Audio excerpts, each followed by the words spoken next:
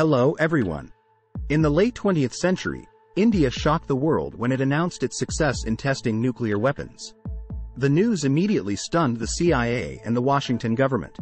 "We can't believe they fooled us," a senior U.S. official exclaimed.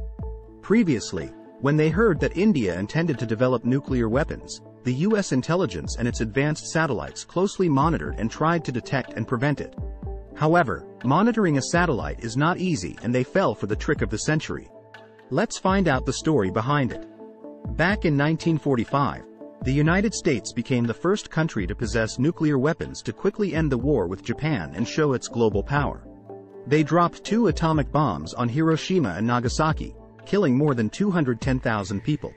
This contributed to Japan's surrender on August 15, 1945. From then on, the powers realized that if they wanted to be safe and compete with the United States, they had to have nuclear weapons. That's why the Soviet Union successfully tested in 1949, the United Kingdom in 1952, France in 1960 and China in 1964. With their superior military strength and now nuclear weapons, who could resist them? The sky suddenly became gloomy and the world fell silent. After getting what they wanted, the powers jointly drew up the Non-Proliferation Treaty in 1968. The stated purpose was to prevent widespread ownership to keep the world safer, because the more countries have nuclear weapons, the higher the risk of miscalculation, escalation of tension and increased conflict. It sounds good. However, for the rest of the world, this treaty only helped the big guys maintain their power advantage globally. That's why India, a future power, did not sign the treaty. They declared that they would only agree if those 5 guys completely gave up their nuclear weapons, and then nothing changed in reality. India did not join the treaty for another reason. In 1962, in a border war with China, they lost 43,000 square kilometers of land and had to swallow it inside. At that time, India was a neutral country that did not participate in the Cold War alliance. They always received support from both the United States and the Soviet Union in case of conflict. However, the border war in 1962 coincided with the Cuban Missile Crisis, so no one cared about them. Since then, they understood that they could not rely on outsiders for defense. Homi Bhabha, the father of India's atomic program, persuaded Prime Minister Bahardo Saki to approve a plan to create a nuclear bomb to deter enemies. However, he was rejected. Instead of creating weapons, the Prime Minister agreed to allow research to create a nuclear explosion as a warning to enemies and just wait for an opportunity. Homi Bhabha teamed up with military officials to implement the program. He was a visionary scientist who convinced the government to allow him to establish atomic research facilities in 1948. Thanks to support from Canada in 1954, India built its first nuclear reactors at Trombay. Uranium was mainly imported from Britain and heavy water was supplied by the United States through the Atoms for Peace program. However, as a neutral country, their external support was very limited. In addition, for fear of attracting world attention, they only trained up to 75 scientists working in the program. To compare, China had thousands of people involved. Moreover, several Indo-Pakistani wars also disrupted activities and prevented them from moving faster. It was not until 1974 that India produced enough plutonium. They called it a peaceful nuclear explosion. In fact, it was a small bomb. The world immediately reacted negatively. Canada and the United States cut off most of their nuclear support. Other Western countries also succumbed to U.S. pressure and refused to cooperate with India, making it difficult for them to continue their program. Outside of Soviet Union, there was no one left for them to rely on. However, even Soviet Union did not want India to have nuclear weapons as it would make them lose their military advantage, so they only agreed to help limitly. Moreover, both sides were not allies of each other. Besides supplying fuel and heavy water to ensure some reactors operate, they did not support anything else. That's why India's nuclear program did not achieve its desired capacity. In 1995, after nearly $200 billion preparation, they finally had enough plutonium to conduct a second nuclear test.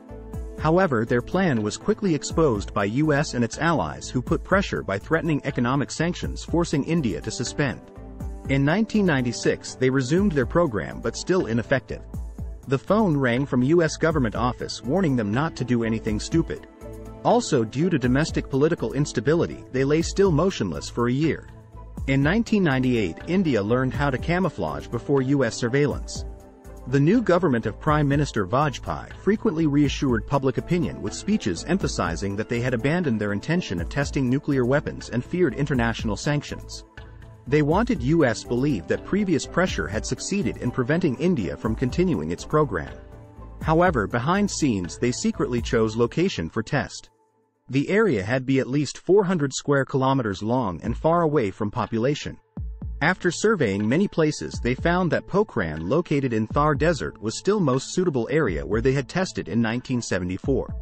This was surprising decision for U.S. intelligence because no one thought India dared carry out plan where it had been detected before, so CIA attention was distracted by missile test site at Chandipur where there were unusual military activities. However, U.S. anticipated India's diversion, so still monitored country with some very expensive satellites, including one worth $1 billion, which was considered spy in sky. They also set up eavesdropping systems ensure no bug escaped. However, failure still happened, perhaps because fate at that time. India's understanding and operation of advanced satellites helped them avoid surveillance, specifically spy in sky could only see clearly during day, so India carried out all activities at night.